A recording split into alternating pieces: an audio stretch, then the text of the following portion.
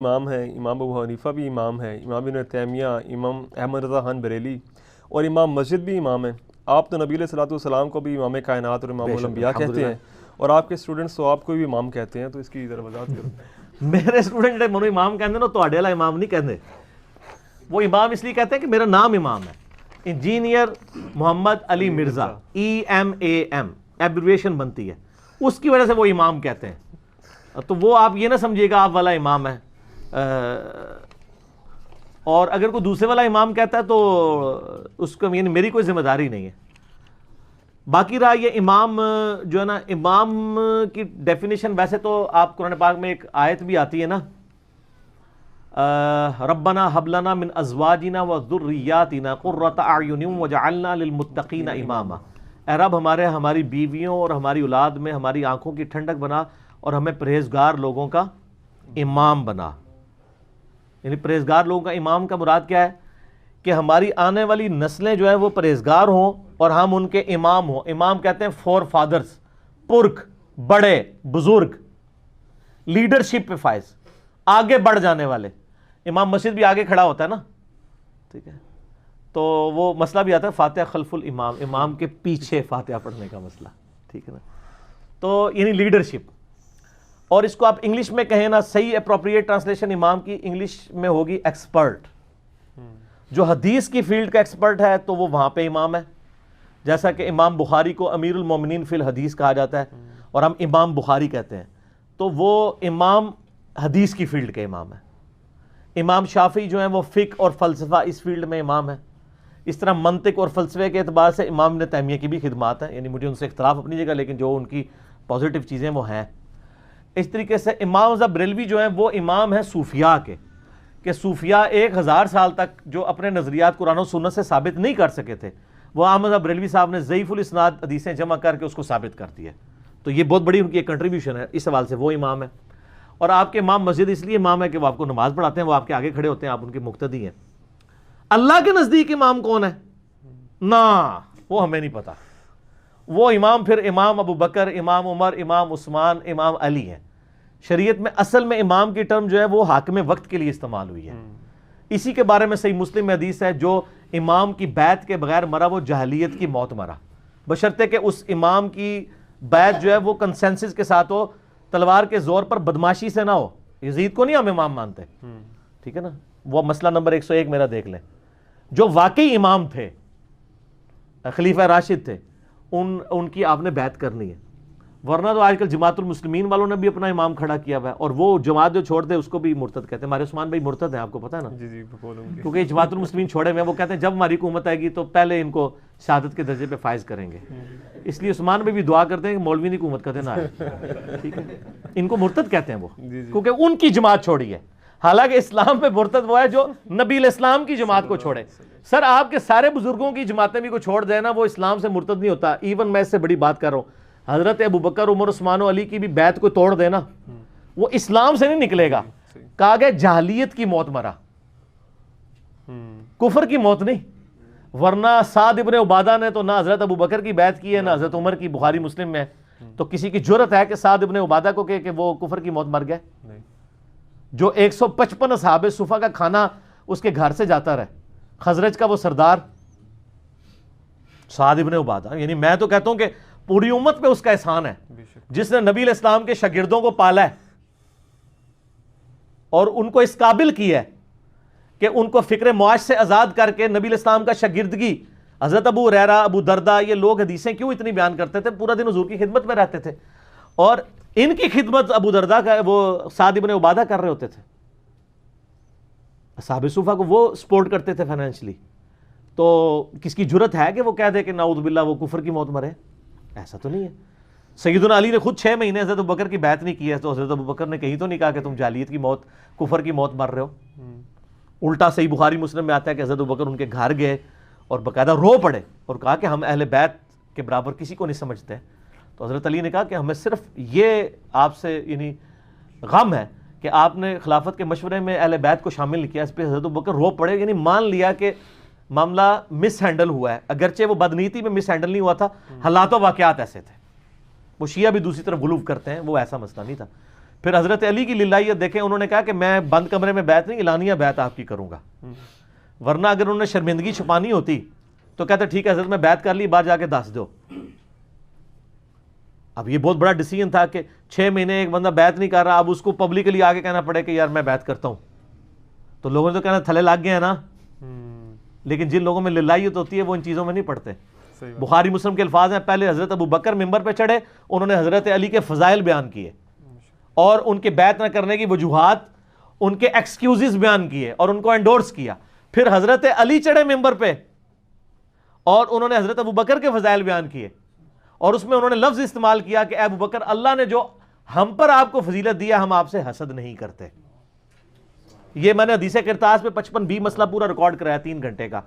حدیث قرطاس یعنی کاغذ قلم والی حدیث کا تحقیقی جائزہ اور وصی رسول کون ہے، اور حدیث قرطاس کا تحقیقی جائزہ، اس کو دیکھ لیں تو میں نے اس میں یعنی یہ ڈیٹیل کے ساتھ اس چیز کو ڈسکس کیا۔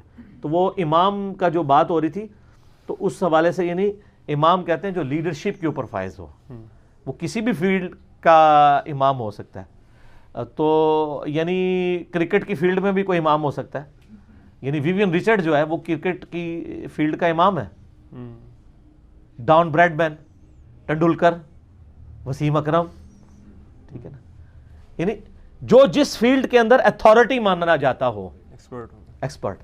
اس طرح اسماء و رجال کی فیلڈ کے امام بھی ہیں جن کو صرف اہل علم جانتے ہیں، یحییٰ ابن معین جو امام بخاری کے استاد ہیں، وہ حدیث کی فیلڈ میں اسماء و رجال میں جرح اور تعدیل کے امام مانے جاتے ہیں، لیکن یہ عام بندوں کو نہیں پتا۔ عام بندے تو امام بخاری امام مسلم کو ہی جانتے ہیں نا، ٹھیک ہے نا، جو مشہور زیادہ ہو گئے ہیں۔ اور فقہ میں بھی آپ نے 4 امام بنائے ہوئے ہیں، 4 امام نہیں ہے سر۔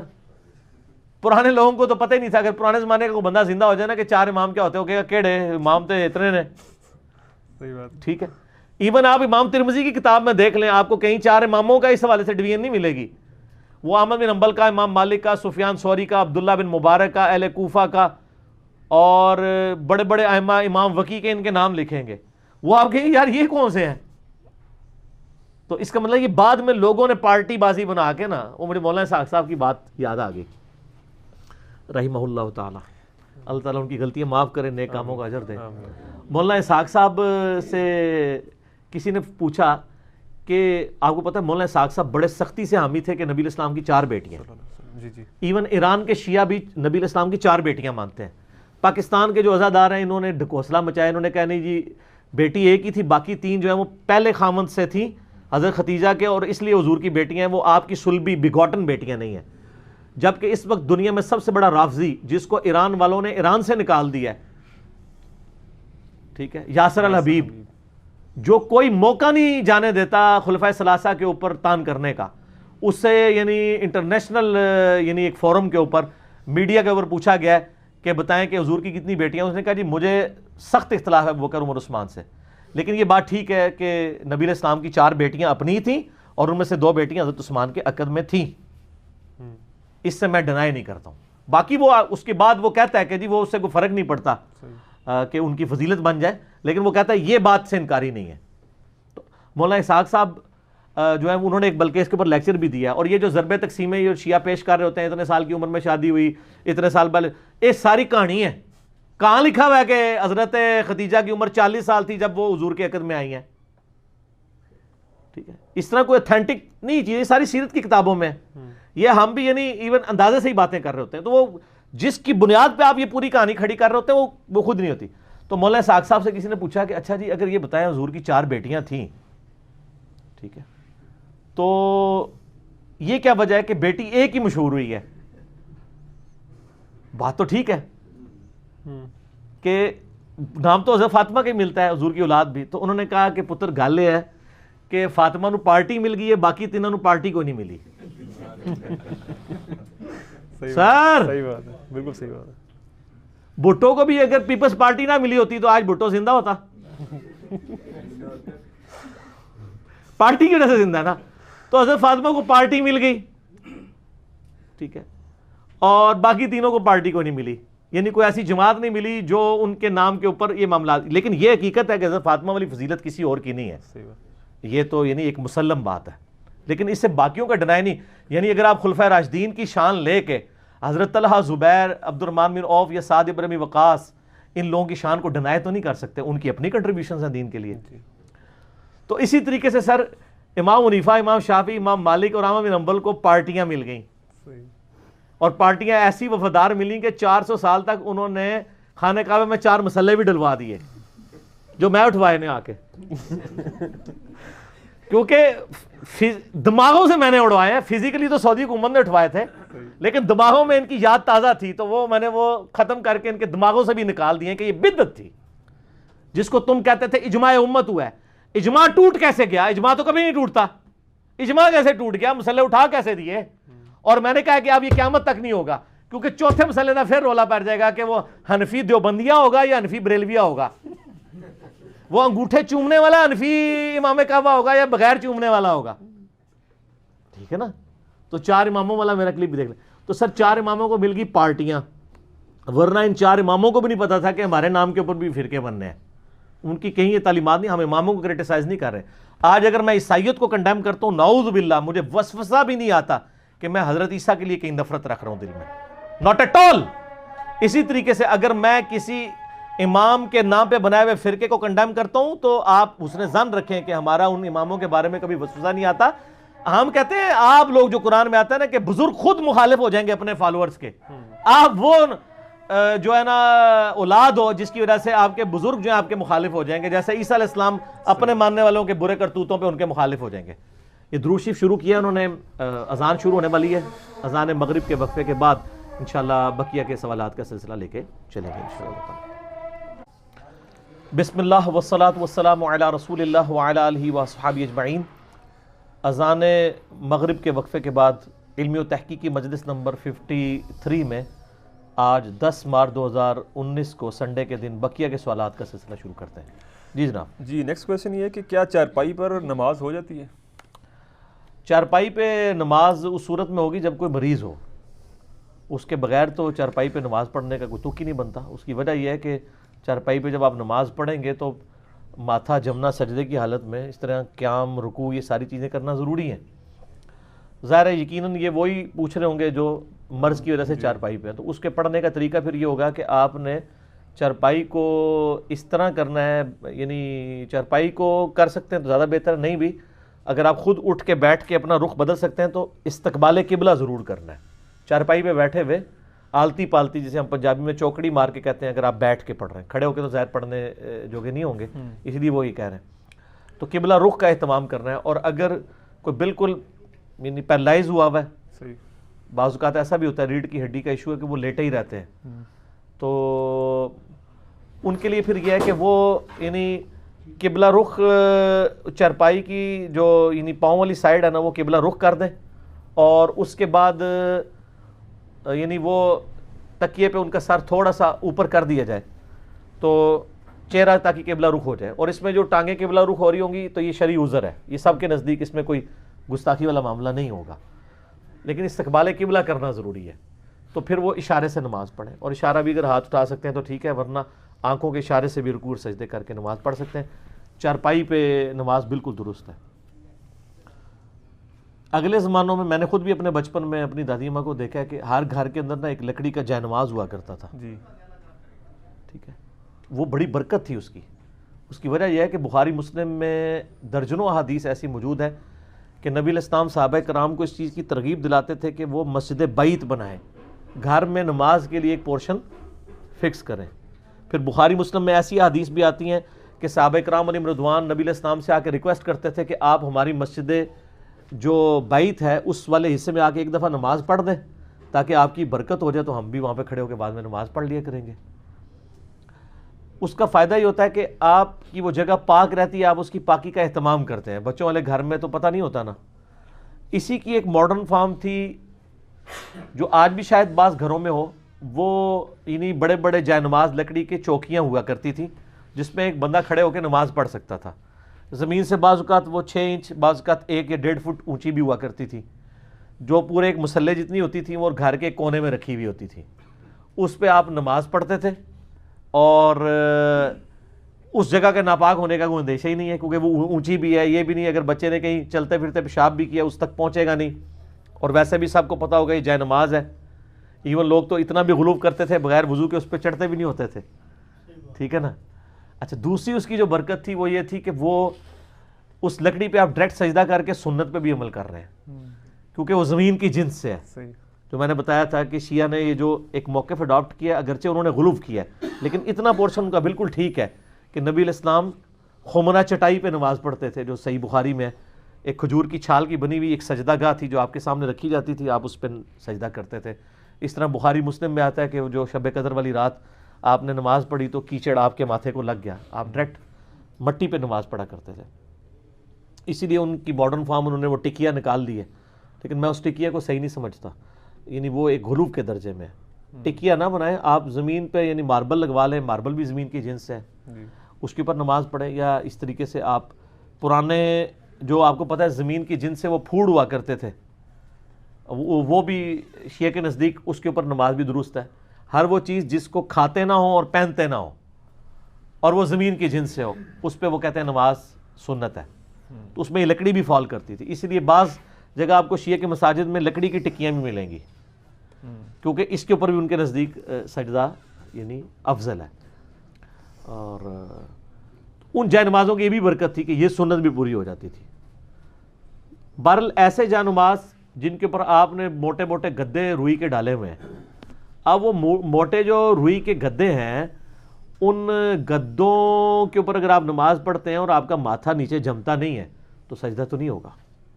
اتنا موٹا بھی جائے نماز نہیں ہونا چاہیے کہ ماتھے کو زمین کی سختی محسوس نہ ہو، اور ناک کی ہڈی لگنا بھی یعنی ضروری ہے، سنت ہے۔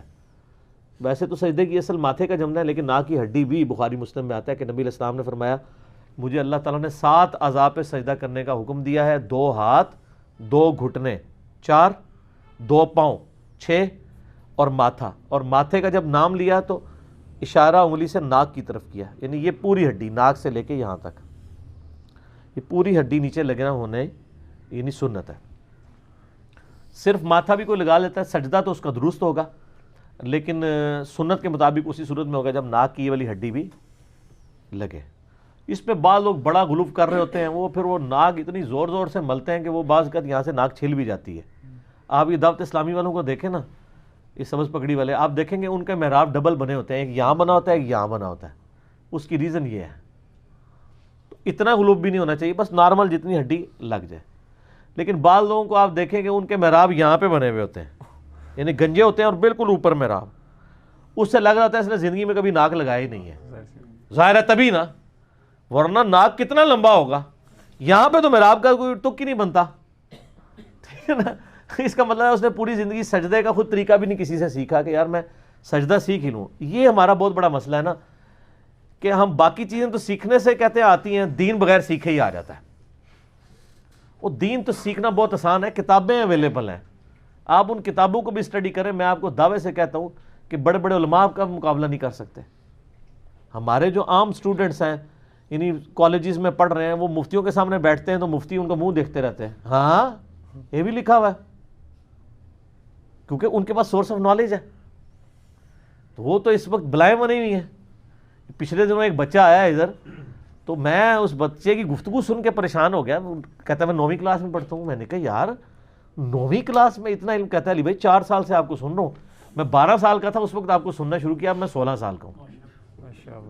تو پھر مجھے یاد آیا کہ واقعی یار عبداللہ بن عباس بھی حضور کی وفات کے وقت 13 سال کے تھے اور صحابہ ان سے فتوے لیا کرتے تھے۔ بڑی بات ہے سر۔ حضرت حسن علیہ السلام کی عمر نبی علیہ السلام کی وفات کے وقت 8 سے 10 سال تھی، 10 سال سے کم ہی تھے۔ عبداللہ ابن زبیر بھی 10 سال کے تھے۔ حضرت حسین علیہ السلام 5.5-6 سال کے تھے، لیکن صحابی ہیں، حدیثیں روایت کی ہوئی ہیں خود نبی سے سن کے صلی اللہ علیہ وآلہ وسلم۔ تو آج پھر اسلام پہ وہ مبارک دور واپس آ گیا ہے، اس حوالے سے کہ آج ہمارے بچے ایجوکیٹڈ ہیں۔ وہ چھوٹے چھوٹے بچے جو ہیں نا، اسی لیے دیکھیں نا علماء نے اجماع کر لیا ہے کہ ہم نے علی بھائی کی کسی بات کا علمی جواب اس لیے نہیں دینا کہ مرجوہ ہے ہی نہیں ہے، ہم نے ہر بات کے جواب میں یہ کہنا ہے کہ علی کو سننا نہیں ہے۔ اور یہ اتنی بڑی وہ نیکی کر رہے ہیں اپنی عوام کے ساتھ کہ جس کو کہتے ہیں نہیں سننا وہ کہتا ہے میں سن کے دیکھوں تو صحیح۔ ایک یہاں پہ بھائی آئے لاہور سے نا, تو وہ بڑے کٹر قسم کے اسٹرانچ قسم کے اہل حدیث تھے. تو وہ کہنے لگے جی میں تو آپ کو جانتا بھی نہیں تھا, وہ سعودیہ کے ایک لال رومال والے جو ہے نا ان کے عالم دین, تو انہوں نے ایک کلپ ریکارڈ کرایا ایران کے ٹکڑوں پہ پلنے والا جانور. کہتا ہے میں نے کہا دیکھو یہ جانور کون سا ہے. تو کہتا ہے میں نے جب آپ کو سننا شروع کیا, ہر چیز کا ریفرنس آ رہا ہے, حدیث کے نمبر آ رہے ہیں, میں کھول کے خود پڑھوں, کرتے کرتے کرتے وہ پھر اس درجے پہ پہنچے کہ وہ پھر محرم کے مہینے میں کالے کپڑے انہوں نے سلوائے, محرم کے مہینے میں, اور اہل حدیث کی مسجد کی پہلی صف میں نماز پڑھی.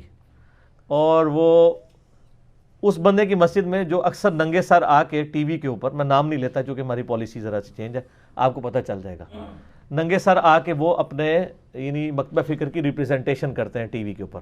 ان کی ضد ہے کہ میں نے ٹوپی کے بغیر آنا ہے تاکہ پتہ چلے میں ایک خاص فرقے سے ہوں, جن کے والد صاحب بھی جن کو کہا جاتا ہے وہ شہید تھے, ٹھیک ہے, تو ان کے بیٹے, تو وہ ان کی مسجد میں, تو ان کا میں انتظار میں تھا کہ یہ مجھے اعتراض کرے تو میں اسے بخاری شریف پہ حدیث بتاؤں کہ کالا لباس سنت ہے. یہی تو کر رہے ہیں مطلب باقی لوگ بھی, کہ وہ یہ کہتے ہیں کہ جی ٹخنے ننگے کرنا سنت تو ہے لیکن اب تو نجدیوں کی نشانی ہے اس لیے ہم نیچے رکھیں گے. وہ کہتے ہیں سنت کی اب اہمیت کہاں رہے گی, جب گستاخانہ رسول کی یہ نشانی بن جائے تو اب ضروری ہے کہ ٹخنے ڈھانپ کے رکھے جائیں, کیونکہ سر وہ تو نجدی سمجھتے ہیں نا. جس طرح آپ کہتے ہیں کہ چونکہ اب رافضیوں کی نشانی ہے کالے کپڑے, تو ہم نے کالے کپڑے نہیں پہننے, چاہے آپ ہمیں بخاری مسلم سے حدیثیں بھی کالے لباس کے اوپر سنا دیں چونکہ ان کی نشانی, تو پھر تواڈے نال بھی وہی کام پہ ہے, ٹھیک پہ ہے. پھر بیماری تو ایک ہی ہے نا جو مختلف شکل میں نظر آ رہی ہے. ادھر اہل حدیث یہ کہتے ہیں کہ جی ہم نے پگڑی اس لیے نہیں پہننی کہ بدعتی پہنتے ہیں, ہم کہتے ہیں بخاری مسلم میں حدیثیں ہیں کہ نبی علیہ السلام پگڑی باندھتے تھے, حتیٰ کہ بخاری مسلم میں آتا ہے کہ آپ تو وضو میں بھی پگڑی کے اوپر سر کا مسح کرتے تھے, پگڑی اس وقت بھی نہیں اتارتے تھے. وہ کہتے تھے ٹھیک ہے, وہ کہتے ہیں یہ ٹھیک ہے, یہ حدیثیں حنفیوں سے صرف پگڑی کے مسح پہ لڑنے اور مناظرے کرنے کے لیے, پگڑی باندھنے کے لیے نہیں ہے. تو ساری یہی ہے نا. پھر تو آج پبلک کہتی ہے کہ ہمیں ٹوٹل پیکج دیں, ادھورا دین نہ دیں, فرقوں کے بابوں کا دین نہ دیں, کتابوں کا دین دیں. اس لیے میرا ایک کلپ ہے بابوں اور کتابوں میں فرق. سر بہت فرق ہے, پہلے بھی بہت سی بہت زیادہ ہی ہو گیا ہے کیونکہ تو پتہ لگ گیا کہ یہ کیا کیا کہانیاں کرواتے ہیں. ٹھیک ہو گیا جی. نیکسٹ